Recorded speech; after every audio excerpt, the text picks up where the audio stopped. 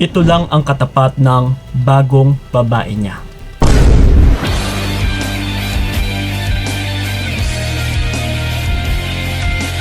Yes. Meron bang bagong babae yung partner mo?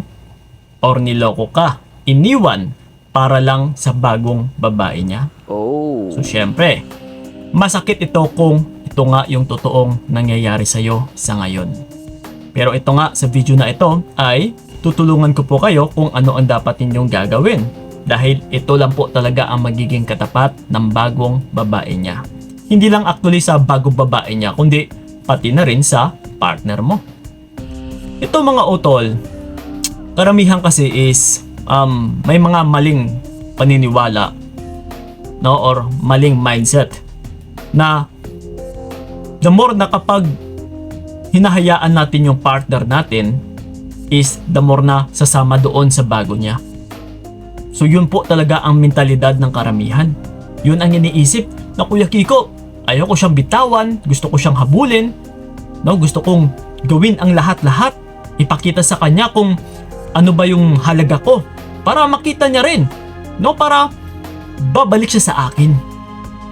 Yes, para maging maayos kami ulit, para maayos pa yung relationship namin. So ganun talaga, no, which is automatically yun po ang naiisip or yung paniniwala ng karamihan.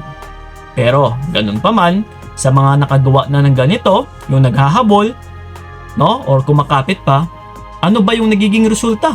Wala. Ganun pa din. Nahihirapan at saka nahihirapan ka pa din. Inuulit at saka inuulit pa din ng partner mo. And kaya nga hanggang sa ngayon, niloloko ka pa din. So Kuya Kiko, ano ba ang dapat nating gagawin? Well, diretsahang sagot, walang iba utol. Ito ha, una sa lahat is, kapag nalaman mo na meron siyang bagong babae, or kahit sabihin pa nating paulit-ulit na lang, and yes, ito ngayon sa present is meron na naman siyang bago, unahin sa lahat ay huwag na huwag talagang magselos.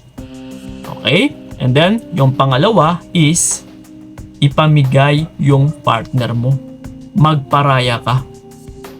No? Kumbaga pa, kapag hindi tayo makipag-agawan or hindi tayo makikipag invest or mag-effort ng energy sa taong ito, ay parang mawawalan din ito ng silbi. Yes, and una nga din sa lahat ay kailangan mo ring magpakilala sa babae. No? Palagi ko na rin itong sinasabi na kapag malaman mo talaga na mayroong bagong lalaki or bagong babae, no? Si partner mo na lalaki, ay magpakilala. And make sure talaga na makilala mo yung babae. So mag-message ka, ako pala yung asawa, ako pala yung girlfriend, no? Sa kasalukuyan. So, dito natin malalaman kung ano ang gagawin ng bagong babae niya. Kasi malay natin, binubola lang din pala siya ng partner mo na hindi alam ng babae na yon na meron pala siyang partner. So ngayong alam na ng bagong babae niya na merong ikaw, dito natin makikita kung ano din yung halaga ng babaeng ito. No? Naisip ka respeto? Or is it mataas yung value? Kasi kung aatras man yung babae dahil nalaman niya na merong ikaw pala, ay makikita natin na yung babae na ito ay matino or mataas yung kanyang value or respeto na rin sa kanyang sarili. Pero kapag yung isang babae, once na nalaman niya na merong ikaw and then kumapit pa siya sa partner mo, di ba? Ibig sabihin is yung babae na ito ay haliparot talaga. No? Kumbaga pa, mababa yung value. Walang respeto din sa sarili. So do you think tatagal yung partner mo sa kanya? And do you think magtatagal yung relationship nila? So, sa salitang ito utol, huwag tayong maging negative na, uy Kuya Kiko, ibig sabihin maghihiwalay din pala sila. So, kaya ngayon pa lang is gagawin ko na yung lahat-lahat para ma-win back ko yung partner ko. No. No, kailangan mo talagang hayaan. Kailangan mong iparana sa partner mo na siya mismo yung makasaksi sa kung ano yung meron na ugali sa bagong babae niya. Yeah. Kasi bilang katapat, ikaw ito yung katapat ng bagong babae niya eh. So ngayon kung makikipag-agawan ka pa, nakikipag-compete or nakikipag-away ka din sa bagong babae niya, pareho lang po na pinapalabas natin, nakalibel mo lang yung babae na ito. So balik tayo doon sa magpakilala. Hanggang doon lang po utol. Magpakilala ka lang. Hi, ako nga pala si ano, asawa ni ano. Kaano-ano mo siya? So pwede mong tanungin. Pero kung mag-response man yung babae na yon, huwag mo nang replyan. Hanggang doon lang, magpakilala ka lang talaga. Huwag na huwag mong awayin, no? Huwag na huwag kang mang-away, huwag na huwag kang mag-iskandalo. Kundi, hayaan mo lang, which is yung purpose natin ay para malaman ng babae and kung ano nga ba yung gagawin ng bagong babae niya. So but if kung kakapit man, yeah, like I said, is yung babae na ito is mababa talaga yung pananaw sa kanyang sarili. Mababa yung value. Kaya nga kumakapit eh. Ibig sabihin, okay lang sa kanya na pangalawa siya. Okay lang sa kanya na may sisirain siya. So hindi po yan matino. Compare sa'yo or versus sa'yo, alam na alam po yan ng partner mo na ikaw na babae ay hindi ka kagaya sa bagong babae niya. No? Hindi ka haliparot, kundi nag-e-stay ka as original, na ikaw talaga yung number one. No? Unlike sa kung meron mang bago or meron man siyang isang babae pa na kumakapit kahit merong ikaw, is alam na alam din ito ng partner mo na, uy, grabe naman yung babaeng ito. No? So pero, iba yung impact nito pagdating sa partner mo na lalaki na bobo, no? Kasi ang iisipin nito, uy, ganito talaga ako kagwapo. Ibig sabihin, kahit may partner na ako, ay kumakapit pa din yung babae para sa akin. No? Ganito talaga ako kapogi. Yeah, ganun nga. Ganun na nga, no? Pero ang hindi niya alam, yung babae na kumakapit sa kanya, yung pangalawa ay mababa na klaseng babae. Yes, utol. No?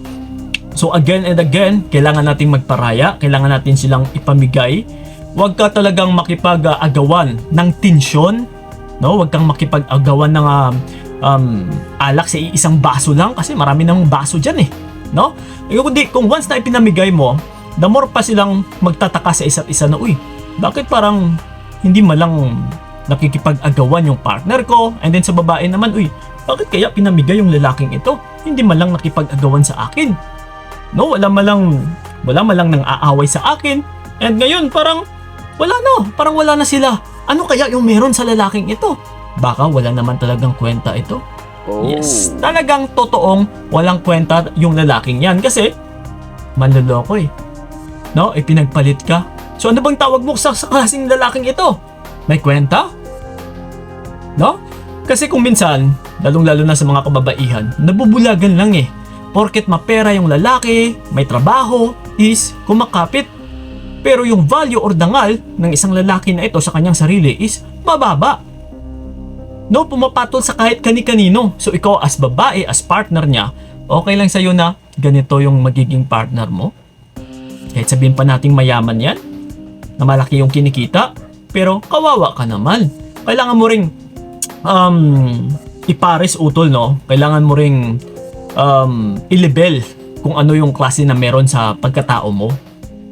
No, kung marespeto ka klaseng babae, matino, is dapat maghanap ka rin ng lalaking ganon. So Kuya Kiko, wala na akong nahahanap eh. Eh di wag ka muna magjowa. Hindi naman rason na kung wala kang mahanap is maghanap ka na lang nung kahit kani-kanino or kung sino-sino dyan. Yes. No, wala namang bumipilit sa'yo na, hoy, magjowa ka na. No, kasi ikaw lang din ang madadapa utol. Hindi po biro ang pagpasok sa isang relationship ng magpartner kasi lifetime commitment po yan utol. Dito nakasalala yung future mo. Kaya huwag mong sayangin na kahit kani-kanino ka na lang papatol or kung sino-sino na lang. No? Porket mapera is kakapit ka na lang. No. Kapag inaapakan na yung pagkatao mo as babae, kailangan mo ring umatras. Kailangan mo ring umaray bilang papahiwatig na meron kang respeto sa iyong sarili. Okay? So yun lang po ang magiging katapat ng bagong babae niya. Ipamigay kasi someday, sila ring dalawa ang magkakasawaan. And then sa oras na bumalik yung partner mo, at saka wala ka na, yes, talagang iiyak po talaga yung partner mo na lalaki. No? Mauuwi po talaga sa wala na siya talaga ang mawawalan. Okay? So yun lang po mga utol, sana'y nakatulong yung video na ito, and then sa mga nais akong makausap one-on-one, PM nyo po ako sa aking FB page na Payong Kaibigan ni Kiko. And then sa may mga katanungan pa dyan about sa video na ito, you can leave a comment na dyan sa ilalim and sasagutin po namin yan, lalong-lalo na sa aming YouTube channel. So yun lang po ha, maraming salamat. So ingat kayo, God bless and babush! Binigay ko lahat para wala kang masabi, kaya nga hindi